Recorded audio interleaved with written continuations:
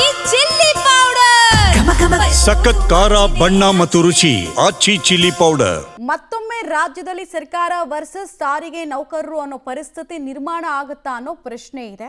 ಕಾರಣ ಸಾರಿಗೆ ನೌಕರರು ಕೂಡ ಸರ್ಕಾರದ ವಿರುದ್ಧ ತೊಡೆ ತಟ್ಟೋದಕ್ಕೆ ಮುಂದಾದಂಗೆ ಕಾಣಿಸ್ತಾ ಇದೆ. ಹಾಗಾದ್ರೆ ಸಂಧಾನವೋ ಸಮರವೋ ಇವತ್ತೇ ಕ್ಲೈಮ್ಯಾಕ್ಸ್.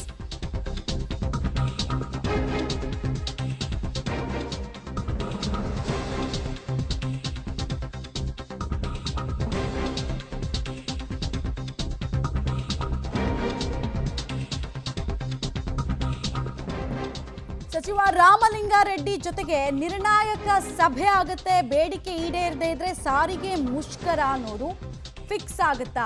ಅನ್ಇನ್ವೈಟಬಲ್ ಇದು ಅನ್ನೋದು ಪ್ರಶ್ನೆ. ವೇತನ ಹೆಚ್ಚಳಕ್ಕೆ ಸಾರಿಗೆ ನೌಕರರು ಆಗ್ರಹಿಸ್ತಾ ಇದ್ದಾರೆ.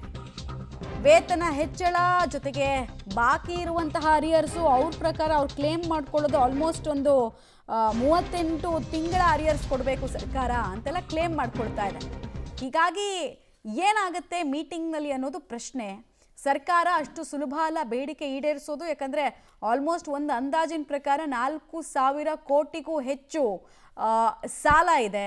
ಸಂಸ್ಥೆಯನ್ನು ನಿರ್ವಹಣೆ ಮಾಡೋದೇ ದೊಡ್ಡ ಕಷ್ಟ ಅಂತ. ಮೇಲ್ನೋಟಕ್ಕೆ ಆರಂಭಿಕ ಹಂತದಲ್ಲಿ ಶಕ್ತಿ ಯೋಜನೆ ಬಂದಾಗ ಲಾಭದಲ್ಲಿದ್ದೀವಿ, ಲಾಭ ಆಗ್ತಿದೆ ಶಕ್ತಿ ಯೋಜನೆಯಿಂದ ಅಂತ ಹೇಳ್ಕೊಂಡ್ರು. ಬಸ್ಗಳ ಖರೀದಿಯನ್ನು ಮಾಡಿದ್ರು. ಆದರೆ ಮೇಂಟೆನೆನ್ಸ್ ಆಗ್ತಿಲ್ಲ. ಇರುವಂತಹ ನೌಕರರಿಗೆ ಕರೆಕ್ಟಾದ ಟೈಮಿಗೆ ಆನ್ ಟೈಮಿಗೆ ಸ್ಯಾಲ್ರಿಗಳು ಬರ್ತಾ ಇಲ್ಲ. ಅವರ ಹೆಲ್ತ್ ಚೆಕಪ್ಗಳು ಆಗ್ತಾ ಇಲ್ಲ. ಇವೆಲ್ಲವೂ ಕೂಡ ಒಳಗಡೆ ಇರುವಂತಹ ಹುಳುಕು. ಹಾಗಾದರೆ ಸಭೆ ಸಕ್ಸಸ್ ಆಗದೇ ಇದ್ದರೆ ವಾಟ್ ನೆಕ್ಸ್ಟ್? ಅತಿ ದೊಡ್ಡ ಸಾರಿಗೆ ಮುಷ್ಕರವನ್ನು ನಾವು ನೋಡಿದ್ವಿ ಕೆಲವು ವರ್ಷಗಳ ಹಿಂದಷ್ಟೇ. ಸಾರಿಗೆ ವ್ಯವಸ್ಥೆ ಸ್ತಬ್ಧ ಆದಾಗ ಏನಾಗಿತ್ತು ಅನ್ನೋದನ್ನ ನಾವು ನೋಡಿದ್ವಿ. ಈಗ ಮತ್ತೆ ಅದೇ ಮರುಕಳಿಸುತ್ತಾ ಅನ್ನೋದು ಪ್ರಶ್ನೆ. 1 ಲಕ್ಷಕ್ಕೂ ಹೆಚ್ಚು ಸಾರಿಗೆ ನೌಕರರಿಂದ ಪ್ರತಿಭಟನೆ ಆಗೋ ಸಾಧ್ಯತೆ ಇದೆ. ಅಂದಾಜು 20,000 ಬಸ್ಗಳ ಸಂಚಾರವನ್ನ ಸ್ಥಗಿತ ಮಾಡಬೇಕಾಗುತ್ತೆ ಅಂತ ಕೂಡ ಎಚ್ಚರಿಸ್ತಾ ಇದ್ದಾರೆ. ಸರ್ಕಾರಕ್ಕೆ ಸಾರಿಗೆ ನೌಕರರು ನೇರ ಎಚ್ಚರವನ್ನ ಕೊಡ್ತಾ ಇರೋದು. ಪಟ್ಟು ಬಿಡದ ಸಾರಿಗೆ ನೌಕರರನ್ನ ಮನವೊಲಿಸೋದೇ ದೊಡ್ಡ ಟಾಸ್ಕ್. ಏನ್ ಗೊತ್ತಾ, ಎಲ್ಲಕ್ಕೂ ಸಿದ್ಧ ಅಂತ ಯಾರು ನಿಂತಿರ್ತಾರೆ ಅವರನ್ನ ಕನ್ವಿನ್ಸ್ ಮಾಡೋದೇ ಬಹಳ ದೊಡ್ಡ ಟಾಸ್ಕ್. ಯಾರು ಒಂದು ಹೆಜ್ಜೆಯನ್ನ ಹಿಂದಕ್ಕಿಡಲ್ಲ ಅಂತ ತೀರ್ಮಾನ ಮಾಡಿರ್ತಾರೆ, ಫಿಕ್ಸ್ ಆಗಿರ್ತಾರೆ, ಅವ್ರನ್ನ ಕನ್ವಿನ್ಸ್ ಮಾಡೋದೇ ಬಹಳ ದೊಡ್ಡ ಟಾಸ್ಕು. ಆ ಆರ್ಟು ಸಾರಿಗೆ ಸಚಿವರಿಗೆ ಇದೆಯಾ ಅನ್ನೋದು ನೋಡಬೇಕು. ಆ ಕಲೆ ಸಾರಿಗೆ ಸಚಿವರಿಗೆ ಇದೆಯಾ ಅನ್ನೋದನ್ನ ನೋಡಬೇಕು. ಹಿಂದೆ ಕೂಡ ಸಾರಿಗೆ ಇಲಾಖೆಯಲ್ಲಿ ಇಂಥ ಸಮಸ್ಯೆಗಳು ಬಂದಾಗ ಅವ್ರು ಮಾತಾಡಿ ಬಗೆಹರಿಸುತ್ತಿದೆ. ಬಟ್ ಈ ಸಲ ಅಷ್ಟು ಸುಲಭ ಇದೆಯಾ? ಯಾಕಂದರೆ ತುಂಬ ವೆಯ್ಟ್ ಮಾಡ್ತಿದ್ದೀವಿ ನಾವು. ಆನ್ ಟೈಮ್ ಕರೆಕ್ಟಾಗಿ ಸ್ಯಾಲ್ರಿನೂ ಆಗಲ್ಲ ಅಂತ. ನೀವು ಸಾರಿಗೆ ನೌಕರರನ್ನ ಹೋಗಿ ಮಾತಾಡಿಸಿ, ಅವ್ರು ಸುಮಾರು ಪ್ರಾಬ್ಲಮ್ಸನ್ನು ಹೇಳ್ಕೊಳ್ತಾರೆ. ಟೈಮಿಗೆ ಸ್ಯಾಲ್ರಿ ಆಗಲ್ಲ, ಡಿಲೇ ಆಗುತ್ತೆ, ಅರಿಯರ್ಸ್ ಕೇಳಿದ್ರೆ ಆಕಾಶ ನೋಡ್ತಾರೆ ಅಧಿಕಾರಿಗಳು, ಫಿಟ್ನೆಸ್ ಸರ್ಟಿಫಿಕೇಟು ಇಲ್ಲ, ನಾವು ಕೂಡ ಸರ್ಕಾರದ ಭಾಗ ಆಗಬೇಕು ಅನ್ನೋ ನಮ್ಮ ಇಚ್ಛೆಗೆ ಉತ್ತರ ಇಲ್ಲ, ಬೇರೆ ಬೇರೆ ಸ್ಟೇಟಲ್ಲಿ ಅವಕಾಶ ಇರಬೇಕಾದ್ರೆ ನಮ್ಮ ಸ್ಟೇಟಲ್ಲಿ ಯಾಕಿಲ್ಲ ಅನ್ನೋದು ಸಾರಿಗೆ ನೌಕರರ ಪ್ರಶ್ನೆ. ಸಾರ್ವಜನಿಕರ ಸಂಚಾರ ನಾಡಿ ಸಾರಿಗೆ ವ್ಯವಸ್ಥೆ ಅದೇ ಸ್ತಬ್ಧ ಆದರೆ ಬದುಕು ಅಲ್ಲೋಲ ಕಲ್ಲೋಲ ಆಗುತ್ತೆ. ಅಧ್ಯಕ್ಷತೆಯಲ್ಲಿ ನಡೆದಲ್ಲೂ ಸಹ ಯಾವುದೇ ಥರದ ಫಲಪ್ರದ ಆಗ್ತಕ್ಕಂಥದ್ದು ಸಾರಿಗೆ ನೌಕರರಿಗಾಗಿಲ್ಲ. ಈ ಮೀಟಿಂಗಲ್ಲಿ ಸಾರಿಗೆ ಸಚಿವರ ನೇತೃತ್ವದಲ್ಲಿ ಮೀಟಿಂಗ್ ಮಾಡಿ ಅಂತಕ್ಕಂಥದ್ದನ್ನು CM ಅವರು ಹೇಳಿಕೆ ಕೊಟ್ಟು ಕಳಿಸಿದ್ದಾರೆ. ಏನಾದರೂ ಒಂದು ತೀರ್ಮಾನ ಮಾಡ್ಕೊಂಡು ಬನ್ನಿ ಅಂತಕ್ಕಂಥದ್ದು. ಈ ಮೀಟಿಂಗಲ್ಲಿ ನಾವು ಸಹ ಆಕ್ಷೇಪ ಮಾಡ್ತಾ ಇದ್ದೀವಿ. ದಯಮಾಡಿ ನಮ್ಮದು ಏನಿದೆ ಕೊಡಬೇಕಾಗಿರ್ತಕ್ಕಂಥ 38 ತಿಂಗಳು ಲಿಂಬಾಕಿ ಮತ್ತು ಹೊಸ ವೇತನ ಹೆಚ್ಚಳ ಏನಿದೆ 1/1/2024 ವೇತನ ಹೆಚ್ಚಳ ಅದನ್ನು ಜಾರಿ ಮಾಡಲಿಲ್ಲ ಅಂತಂದರೆ ಇವತ್ತೇ ಬಹುಶಃ ಕಡೆ ಮೀಟಿಂಗ್ ಆಗ್ಬೋದು ಅಂತ ಅನ್ಕೋತೀನಿ. ಮತ್ತು ಮುಂದಿನ ದಿನದಲ್ಲಿ ನಾವು ಯಾವುದೂ ಸಹ ಮೀಟಿಂಗ್ಗೆ ಭಾಗವಹಿಸ್ತಕ್ಕಂಥ ಕೆಲಸಕ್ಕೆ ಹೋಗಲ್ಲ. ಒಂದು ಸರ್ಕಾರ ಜಾರಿ ಮಾಡಲಿಲ್ಲ ಅಂತಂದರೆ ನಾವು ಬೀದಿಗಿಳಿತಕ್ಕಂಥ ಕೆಲಸವನ್ನು ಮಾಡಲೇಬೇಕಾಗುತ್ತೆ.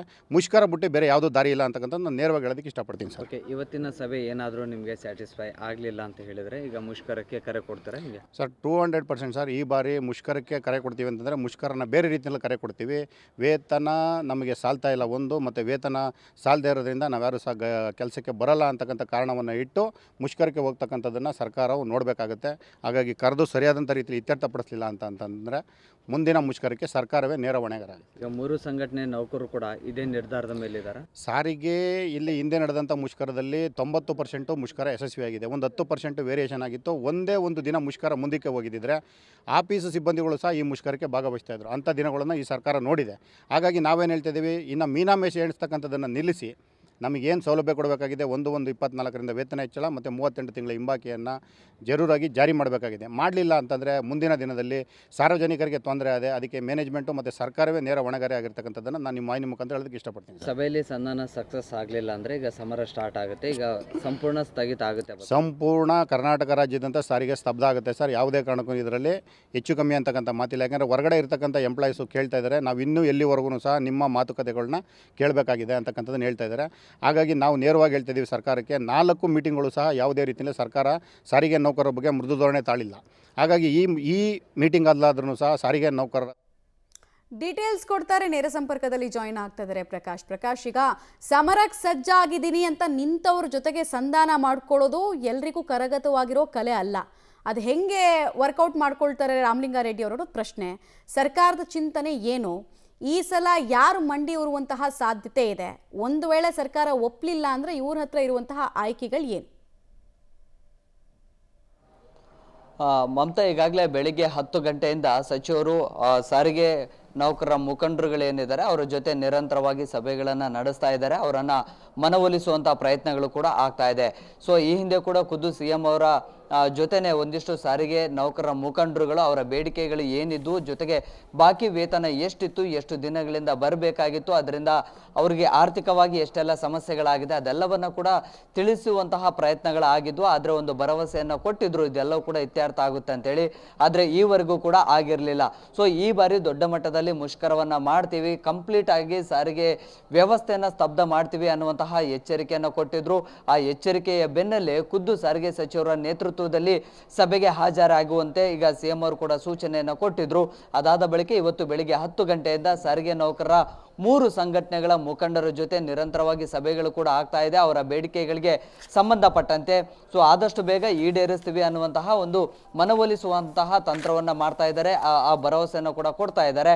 ಆದರೆ ಅದಕ್ಕೆ ಸಾರಿಗೆ ಮುಖಂಡರುಗಳು ಒಪ್ತಾ ಇಲ್ಲ. ಸೊ ಇಷ್ಟು ದಿನದಿಂದಲೂ ಕೂಡ ನಾವು ಒಪ್ತಾನೆ ಬಂದಿದ್ವಿ, ಭರವಸೆಗಳನ್ನು ನಾವು ಹಾಗೆ ಇಟ್ಕೊಂಡಿದ್ವಿ, ಆದರೆ ಅದು ಯಾವುದು ಕೂಡ ಫಲಪ್ರದ ಆಗ್ತಾ ಇಲ್ಲ. ಸೊ ಹೀಗಾಗಿ ಈ ಬಾರಿ ನಾವು ಮುಷ್ಕರ ಬಿಟ್ಟರೆ ಬೇರೆ ಯಾವುದೇ ದಾರಿ ಇಲ್ಲ. ಸೊ ಹಾಗಾಗಿ ನಮಗೆ ಸರ್ಕಾರದಿಂದ ಸಕಾರಾತ್ಮಕವಾಗಿ ಸ್ಪಂದನೆ ಸಿಗದಿದ್ದರೆ ಖಂಡಿತವಾಗ್ಲೂ ಕೂಡ ರಾಜ್ಯಾದ್ಯಂತ 1,20,000 ಸಾರಿಗೆ ನೌಕರರಿದ್ದಾರೆ, ಸಂಪೂರ್ಣವಾಗಿ ನಾವು ಮುಷ್ಕರದಲ್ಲಿ ಭಾಗಿಯಾಗ್ತೀವಿ ಅನ್ನುವಂಥ ನಿರ್ಧಾರಕ್ಕೆ ಈಗ ಸಾರಿಗೆ ಮುಖಂಡರು ಮತ್ತು ಸಾರಿಗೆ ನೌಕರರು ಕೂಡ ಬಂದಿದ್ದಾರೆ. ಸೊ ಹೀಗಾಗಿ ಈಗ ಅಂತಿಮ ಹಂತದ ಸಭೆ ನಡೀತಾ ಇದೆ, ಅಂದರೆ 3ನೇ ಬ್ಯಾಚ್ನ ಸಭೆ ನಡೀತಾ ಇದೆ. ಸೊ ಅವರು ಹೊರಗಡೆ ಬಂದ ಬಳಿಕ ಅಧಿಕೃತವಾಗಿ ಸಾರಿಗೆ ನೌಕರರಿಂದ ಏನಾದರೂ ಮುಷ್ಕರಕ್ಕೆ ಕರೆಯನ್ನು ಕೊಡ್ತಾರಾ ಅನ್ನುವಂಥದ್ದು ಗೊತ್ತಾಗುತ್ತೆ. ಮಮತಾ, ಧನ್ಯವಾದ ಪ್ರಕಾಶ್ ತಮ್ಮ ಮಾಹಿತಿಗಾಗಿ.